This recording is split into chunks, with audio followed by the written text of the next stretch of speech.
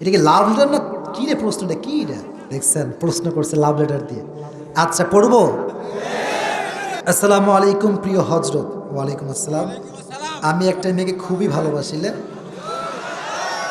আচ্ছা, আর মেয়েও আমাকে অনেক ভালোবাসে, কিন্তু মেয়ের পরিবার এখন মেয়েকে উঠে পড়ে লেগেছে মেয়ের বিয়ে দেওয়ার জন্য। মেয়ের পরিবার প্রতিষ্ঠিত ছেলে ছাড়া বিয়ে দিবে না। আর আমি সেই মেয়ে কি লিখেছে, আমি আর সেই মেয়ে মাত্র অনার্স প্রথম বর্ষে পড়ি। আমি এখনও প্রতিষ্ঠিত হতে 5-6 বছর বাকি। আমার পরিবার এখন আমার বিয়েতে সম্মতি দিবে না, কিন্তু আমি ওই মেয়েকে খুব ভালোবাসি, হারাতে চাই না। এমন অবস্থায় আমি কি করতে পারি? মানে আমি দেখেন, আমি কিন্তু কে দিয়েছে তাও জানি না, তার নামও জানি না। এই যে 1 ঘন্টা 15 মিনিট কথা বললাম। আচ্ছা ইমানদারি বলেন তো, তাফসিরের বাইরে আউটসাইডের কথা কি বেশি একটা বলছি নাকি আমি আজকে? আপনি দেখবেন এটা যদি আমি উত্তর দেই এটা ভাইরাল হয়ে যাবে। মানে আমি যে তাফসির করি 1.5 ঘন্টা 1 ঘন্টা, এইটা ভাইরাল করতে চায় না কেউ। যখন এই যুবকদেরকে হালকা একটু বাস দিই এটাই ভাইরাল হয়ে যায়। ছি ছি, আল্লাহ হেদায়াত দান করুন। আমিন। আমি উত্তর দেওয়ার ট্রাই করছি ইনশাআল্লাহ। মাশাআল্লাহ। কেউ উঠবেন না, কেউ ডান বাম করবেন না। যে যুবকের এই কষ্ট, আমি তার আব্বা আম্মার হেদায়াতের জন্য দোয়া করি। সকলেই পড়না আমিন। আহা, এই প্রতিষ্ঠিত হতে হতে যুবকের অর্ধেক যৌবন শেষ হয়েছে। কি একটা মুশকিল ভাই। আর মেয়েদের বাপও কম দোষী না। আজকালকার মেয়ের বাপরা সরকারি টাকলা ছাড়া বিয়ে দিতে চায় না। यार पैसा तुम्हारी है तो लड़की भी तुम्हारी है, अगर पैसा तुम्हारे पास नहीं है फिर तुम्हारी कुछ भी नहीं है। This is the trend of Bangladesh. অথচ আল্লাহর হাবিব বলেছেন যে কোনো মেয়েকে বিয়ে করতে হবে 4টা জিনিস দেখে, তবে তার ভেতরে ফাযফার বিদাতি দ্বীনি তারিবাত ইয়াদাক, become successful by selecting the one who has religion, character and conduct। যার চরিত্র আছে, যার দিনদারিত্ব ভালো আছে, টাকা না থাকলেও সে আমার বউ হওয়ার যোগ্যতা রাখে। আর আজকালকার যুবকরা এটাকে বেশি প্রায়োরিটি দেয় না। আজকালকার যুবকরা খোঁজে কোথায় আটা সুন্দরী খুঁজে পাওয়া যায়। এটা হচ্ছে যুবকদের ক্যারেক্টার। আর নারীদের ক্যারেক্টারটা হচ্ছে, এরা বেশিরভাগ আছে এরকম, এরা দাড়িওয়ালা পছন্দ করতে চায় না, 5 ওয়াক্ত নামাজি পছন্দ করতে চায় না, সুন্দর তাকওয়াবান যুবককে পছন্দ করতে চায় না, সব গাঁজাখোরকে পছন্দ করতে চায়। এরকম মেয়েও বাংলাদেশে আজকাল আছে। তো এখানে যুবকের কষ্ট হচ্ছে, যুবকও রাজি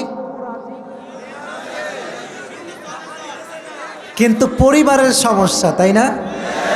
শুধু এটা এই যুবকের সমস্যা নয়, এটা হাজার নয় লক্ষ কোটি যুবকের সমস্যা। এটা আব্বা জানে যে আমার মেয়েটা ওই ছেলেকে পছন্দ করে, আবার ছেলের আব্বাও জানে আমার ছেলেটা ওই মেয়েকে পছন্দ করে, বাট জেদ, আব্বা আমার ভিতরে জেদ কাজ করে যে আমার ছেলে আমার হুকুমের বিরুদ্ধে কাজ করবে, এই অ্যাটিটিউড কাজ করে। অথচ আব্বা জান নিজের পছন্দের বিয়ে দিতে গিয়ে তার ছেলের পুরো জীবনটাকে নষ্ট করে দেয়। আজ থেকে নিয়ম হবে ভিন্ন। সন্তান, আমি বলি অবশ্যই বলবো, যারা প্রাপ্তবয়স্ক সন্তান আছো, তোমাদের অধিকার আছে, তোমরা তোমাদের চয়েসের কথা আব্বা আম্মাকে বলবা। আর আব্বা আম্মারও উচিত নিজের স্বপ্ন, নিজের চয়েস বাদ দিয়ে নিজের সন্তানের চয়েসকে বেশি প্রাধান্য দেওয়া। এই জন্য সংসার আব্বা নয়, সংসার করবে সন্তান। বাকি এটা বলে তোমরা আবার খুশি হয়ে যেও না, বেশি লাফায়ও না। শোনো, আব্বা আম্মার সন্তুষ্টি নাই যেখানে, আল্লাহর কসম করে বলতে পারি বিয়েতে সুখ নাই সেখানে। রিদাউর রব্বি ফি রিদাইল ওয়ালিদাইন ওয়া সাখতুর রব্বি ফি সাখতিল ওয়ালিদাইন। আব্বা আম্মা খুশি তো আল্লাহ খুশি, আব্বা আম্মা না খুশ আল্লাহও না খুশ, ঠিক কিনা বলেন? আর তোমরা আসলে একটু বোকা আছো। এই যে যুবকটাও আবেগী, মেয়েটাও আবেগী। দেখো আবেগ বড় খারাপ জিনিস। তোমরা তো এখন বাধায় আছো, তো মানে দেখা করতেছে দেখা করতে পারো না, কথা বলতে চাইলে কথা বলতে পারো না, তখন কষ্ট শুরু হয় যে বিয়ে করলে মনে হয় সব সমাধান হয়ে যাবে। মনে রেখো যুবক, আব্বা আম্মার বিরুদ্ধে কি তুমি বিয়ে করতে পারবা ঠিক, কিন্তু তুমি যেই মেয়েকে আজকে যেই সুন্দর রূপ আর মন দেখে বিয়ে করছো, এই মন আর রূপ চেঞ্জ হতে এক রাত সময় লাগবে। এক রাতে সব চেঞ্জ হয়ে যাবে। আমি নিজে এমন অনেকগুলো কেস আমি নিজে দেখেছি। আমাকে লিখেছে যে হুজুর, মেয়ে লিখেছে যে হুজুর বিয়ের আগে কত পরিমাণ আমাকে লাভ লেটার, কত চিঠি, কত আই লাভ ইউ টু 14 গোষ্ঠী কিলাই শেষ, মানে এত আই লাভ ইউ যে কেউ বলতে পারো হুজুর, আমি ভাবতেই পারতাম না। কিন্তু ঠিক সেই মানুষটাকে যখন আমি বিয়ে করলাম বিশ্বাস করে, আব্বা আম্মার মতের বিরুদ্ধে গিয়ে, বাবার বিরুদ্ধে গিয়ে, বোনের বিরুদ্ধে গিয়ে, আজ সেই যুবকটার চেহারা চরিত্রহীন যুবকের চাইতে খারাপ হয়ে গিয়েছে। এটা হচ্ছে আবেগের খেলা, আবেগ ঠিক না। যারা এই প্রশ্ন দিয়েছো তোমাদেরকে আমি বলবো, ডোন্ট বি ফ্রাস্ট্রেটেড, হতাশ হবা না, আব্বা আম্মাকে কনভিন্স করার ট্রাই করো। এখনকার যুবকদের সমস্যা হচ্ছে পড়ালেখা নাই, জীবনে কি করবে তাও জানে না, তাও জানে না, আর এদিকে বিয়ে নিয়ে পাগল হয়ে থাকে। এখন আব্বার দোষটা কোথায়?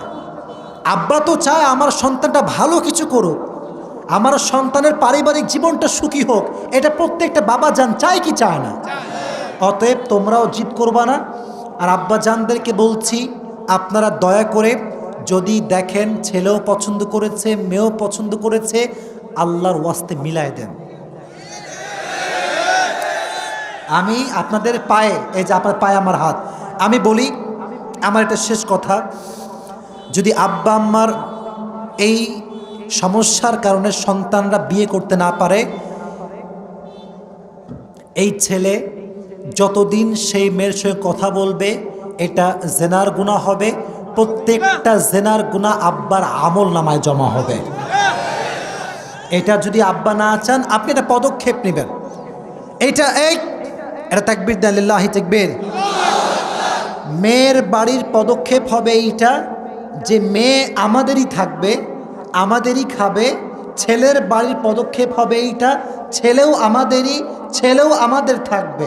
বাট আচ্ছা ভাই, আচ্ছা বাসায় যদি একজন নারী আসে, তোমার কি বাসায় এতই অভাব যে একজন মেয়ে খাওয়াতে পারবা না? কথা ঠিক কিনা বলেন না কেন? ছি, আপনি দেখবেন প্রত্যেকটা বেলায় 1 থেকে 1.5 প্লেট ভাত আমাদের বাসায় বেঁচে যায়। ওই সময় টেনশন করে না, একজন মেয়ে আসবে কি খাওয়াবে এই নিয়ে টেনশন শুরু হয়ে যায়। তো হলো মেয়ে পক্ষ মেয়েকে খেয়াল রাখবে, ছেলে পক্ষ ছেলেকে খেয়াল রাখবে, উভয় সম্পর্ক থাকবে হালাল। ছেলে যখন প্রতিষ্ঠিত হবে, ভালো চাকরি পাবে, ভালো সুন্দর জব করবে, তখন মেয়েকে সে গর্বের সঙ্গে তার বাসায় তুলে নিয়ে আসবে। ঠিক না বলেন? Just try to take it easy and make it easy. আপনারা এটাকে কঠিন করার কারণে জেনাটা সহজ হয়ে গিয়েছে, বিয়েটা কঠিন হয়ে গিয়েছে। আল্লাহ এটা বোঝার তৌফিক দান করুক। সকলে পড়া আমিন।